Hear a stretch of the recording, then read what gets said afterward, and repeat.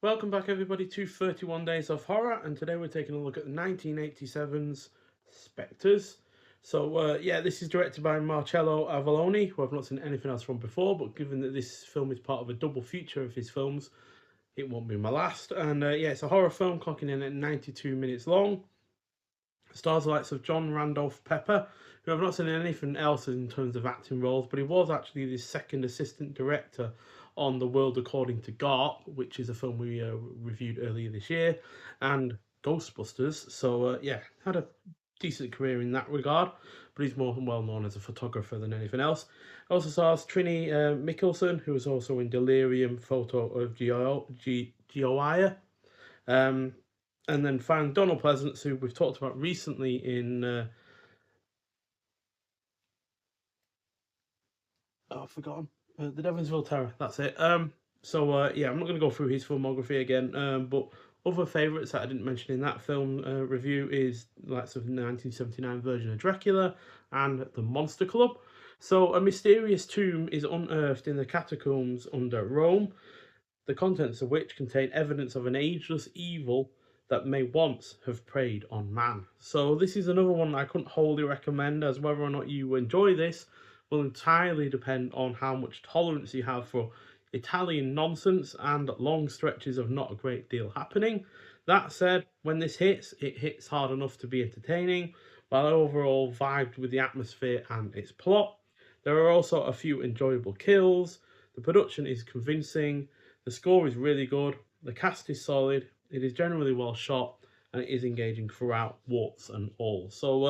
Yeah, I enjoyed it. It's a 3.5 out of 5, but like I said, unless you're well versed in this kind of film or Italian horror films that have their issues but have also elements that you can definitely get along with, then that's going to entirely you know reflect on how much you actually enjoy the film throughout. But I overall enjoyed it a lot, and yeah, certainly had elements to it that I wasn't expecting. Like some of the kills were fairly inventive, although there is one scene that is quite clearly ripped off of Nightmare on Elm Street. Um, but that's typical of an Italian film, really, to rip off American counterparts. Yeah, like I said, this is a double feature with another film that we will be reviewing in the next installment of this October series. So there it is alongside the other film that we'll be looking at, Mayor.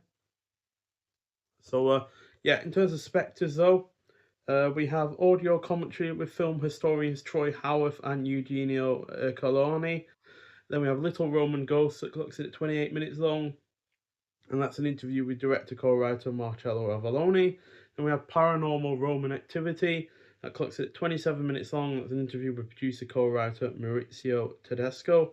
Then we have Little Spectres, Little Demons that clocks in at 27 minutes long, and that's an interview with special effects artist Sergio Stivalati. And then we got a horrific anomaly that clocks in at 31 minutes long. That's an interview with film historian Eugenio Coloni again. And I've got Simply Emma that clocks in at 13 minutes long. An audio interview with actress Erna Schreier, and then alternate in Italian titles and credits. But it was actually filmed in English, so there's no Italian dub or anything like that. This one, to be honest, it comes across a lot more competently as in the English kind of thing, more than anything. I was expecting it to, being an Italian director and being shot in English, I was expecting it to be a little bit less coherent, but it is actually fairly coherent. But there is some Italian nonsense in there. There's characters that pop up at a convenient moment, especially towards the end. Although he doesn't really manage much because he's basically saying he's more suited to being where he is than the other characters are, and then he immediately gets his heart ripped out. Yeah, he doesn't last particularly long in that regard, but still, it's overall entertaining enough, and yeah, I enjoyed it throughout as well. So both of the films are actually region free, and they were newly scanned and restored in 2K from the 35mm original camera negative, and it's presented with the original English language mono soundtrack